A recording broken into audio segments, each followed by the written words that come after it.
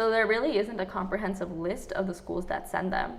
But there usually is a record of some schools sending these letters in the past, and you can definitely read more about these sorts of letters on like our communities forum where people post about them. There's a bunch of other forums out there where you'll be able to read about them, like College Confidential. So people usually mention, oh, I got a likely letter from this school, and then at that point you can tell, oh, maybe I should keep my eye out for a letter like this, or no, okay, maybe those are slightly better candidates, but that doesn't mean you still don't have a good chance of getting into that. There's a record of some schools sending these sorts of letters. So all of the Ivy League schools have used likely letters. The court must have applicants in the past, so those are pretty common schools to get likely letters from. Usually the Ivy League schools will send these to more student athletes rather than just like normal students, because student athletes have that really nice blend of academic skills and then their athletic skills that make them particularly impressive, and they're probably competing for a bunch of other great schools as well. So it's just a way to entice student athletes who are probably receiving scholarship offers from a bunch of other schools. So you want to the school wants to stay on that applicant's radar, which is why they sent that letter.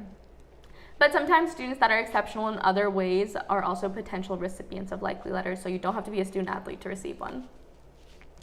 But it's not just the Ivy League that usually will send likely letters to extremely appealing applicants. Schools like Barnard, Brandeis, Clark, College of William and Mary, Duke, MIT, Rice, Stanford, Chicago, UCLA, UNC Chapel Hill, UVA, any other ones, and similarly high-rated liberal arts colleges like Amherst, William Smith, and Grinnell have also all been known to send likely letters. So that's not a comprehensive list, just a couple of examples out there from schools that send them. But as mentioned, many likely letters and early rights come with an invitation to visit campus, which is a really cool invitation. For example, Vanderbilt University will send around 200 early rights in February to students from various minority backgrounds. And in this letter, they're going to invite accepted students to campus for an event called Mosaic, which stands for their Medley of Students and Ideas Connecting, which is a multicultural student weekend in March. The goal of the program is basically to attract talented students to the university and maintain an ethnically and culturally diverse campus. Other schools like Amherst also have similar diversity weekends for accepted students.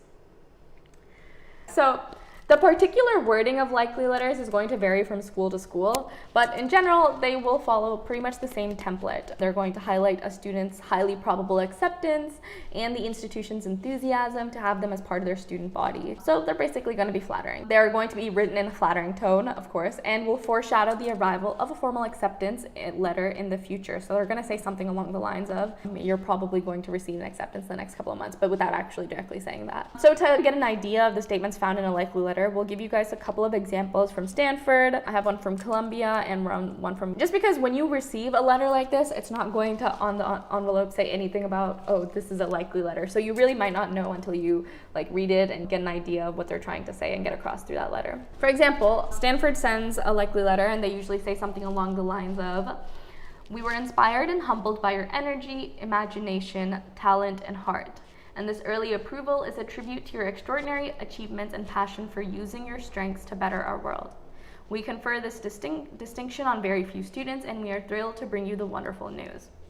So they don't really directly say they're giving you an acceptance, but they just say early approval, which is their way of saying you're probably going to be accepted. Likely letters are a way to keep you connected to the school also. So many of them also include an offer to visit the college after you get that letter. So for example, there's this likely letter that Columbia University sends, urging them to attend college or Columbia College Days on campus for accepted students. So they say, we hope you plan to attend one of our 2 Columbia College Days on campus weekends, which when events for admitted students will include a hosted overnight visit, a chance to sit in on classes, a tour of New York City, and so much more. And then at other times, likely letters will remind students that this isn't an official acceptance and that their actions can still put their enrollment in jeopardy. So Yale University sends a really good example where they say, please know we will review your mid-year and final grades carefully and that we expect you to maintain your present level of academic performance and personal integrity for the remainder of the year. So they're basically saying this is like a conditional acceptance. Don't slack off during the rest of your senior year. And if you keep the grades up to the same standard, you will be accepted.